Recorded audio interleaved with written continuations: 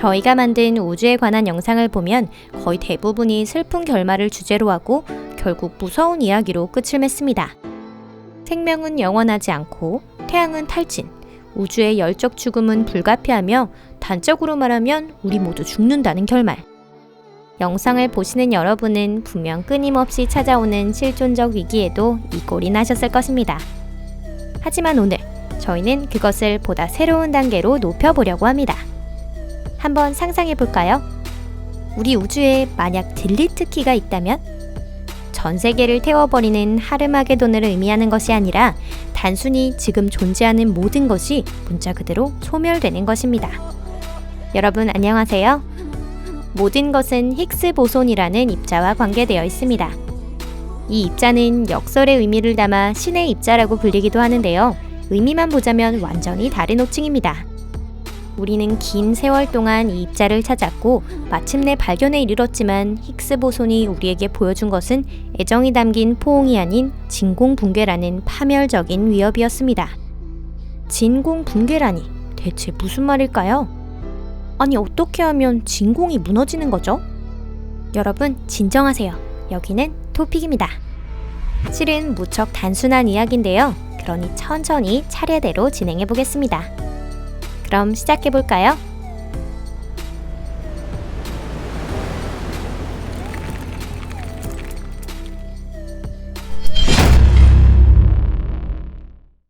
참과 거짓. 예를 들어 우리가 불교도이고 그런 우리가 그토록 원했던 것, 즉 무를 손에 넣었다고 생각해보겠습니다. 무로 꽉 채워진 상자를 손에 넣은 것입니다. 그 안을 들여다보면 공허하지만 정말로 상자가 비어있는 걸까요? 반대로 우리가 상자 속의 물건을 모두 꺼낸 뒤에 공기도 다 뽑아버렸다고 가정해보겠습니다. 그럼 그것이 진정한 무가 되는 걸까요?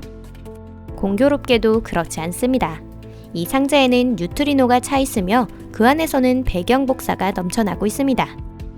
우리가 만약 뭔가 이상한 방법으로 이들을 모두 끌어냈다고 해도 상자 안에는 최소 3가지가 남아 있습니다. 첫째로는 모든 곳에 존재하는 암흑 에너지로 현재 우리의 우주를 팽창시키는 원인이 되는 에너지이기도 합니다. 두 번째는 양자요동, 즉 어긋남에 의해 생기는 가상입자의 쌍입니다. 이는 진공 자체의 특성이기 때문에 진공과 분리될 수 없습니다. 그리고 셋째가 바로 힉스장입니다. 이에 대해서는 다시 자세히 이야기해 보겠습니다. 이렇듯 우리의 상자는 결코 완전히 비어있을 수는 없는데요. 거기에 무엇이 있다고 한다면 그것은 질량과 에너지를 가졌다는 것을 의미합니다.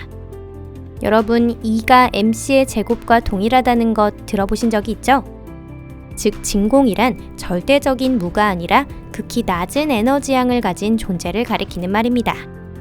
세계의 모든 것은 가급적 안정적인 상태가 되려고 하고 가급적 저에너지 수준이 되려고 합니다. 이는 언덕 위의 공에 비유됩니다. 공은 불안정, 포텐셜 에너지로 가득 차 있습니다. 발로 가볍게 차는 것만으로도 공은 아래로 굴러갈 수 있고 어느 구덩이에 낙하하면 멈추게 됩니다. 그렇게 되면 공은 안정적인 상태가 됩니다. 입자도 마찬가지입니다. 에너지를 방출하면 진공 상태에서 머물게 됩니다. 하지만 그 사이에 힉스 보손이라는 아주 신기한 입자가 존재합니다. 이 입자는 안정된 척하고 있을 뿐인데요. 그 특징으로 인해 힉스 보손의 진공은 가짜 진공이라고 부릅니다.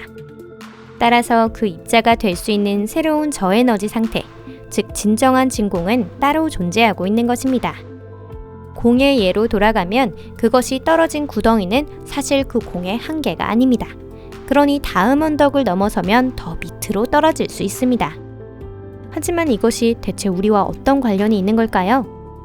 힉스 보손이 가짜 진공에서 진짜 진공으로 전이한다고 해서 우리의 생활에 어떤 변화가 생기는 걸까요? 그야말로 모든 것이 바뀌어 버립니다. 애초에 장이란 무엇인가? 그리고 그것이 주위에 어떤 영향을 미치는지에 대해 생각해 보아야 합니다. 장은 마치 대해처럼 공간에 넓게 펼쳐져 있습니다. 태양이 흔들리면 물보라, 즉 입자가 생겨납니다. 우주에는 그런 소립자가 모두 17종이 있으며 그 모든 것이 또다시 쿼크, 렙톤, 보손이라는 3개의 그룹으로 나뉩니다. 저마다가 각자의 자리를 가지고 있습니다.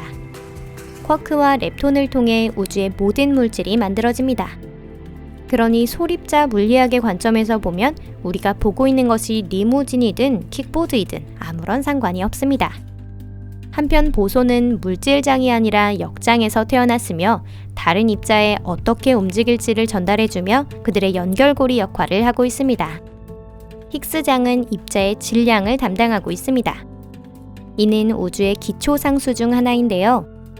그러니 이런 기초상수가 바뀌면 그 즉시 전 세계가 돌이킬 수 없는 변화를 일으키게 되는 겁니다.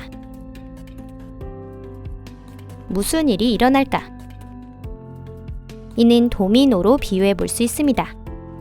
단 한 개의 작은 힉스 보손이 진정한 진공 상태로 전이하면 곧이어 다른 힉스 보손도 끌어들이기 시작합니다.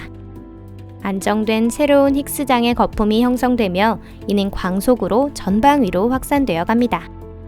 그리고 곧 엄청난 재앙이 일어나게 됩니다. 거품의 경계 부분에서 막강한 에너지가 발생하며 별, 행성, 은하할 것 없이 닿는 곳의 모든 것을 말소시키기 시작할 것입니다.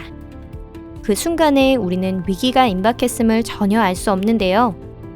위기는 우리를 향해 광속으로 다가오고 있기 때문입니다. 하지만 좋은 소식도 있습니다. 고통도 없이 즉사하게 되므로 우리는 아무것도 이해하지 못한 채 죽게 될 것입니다.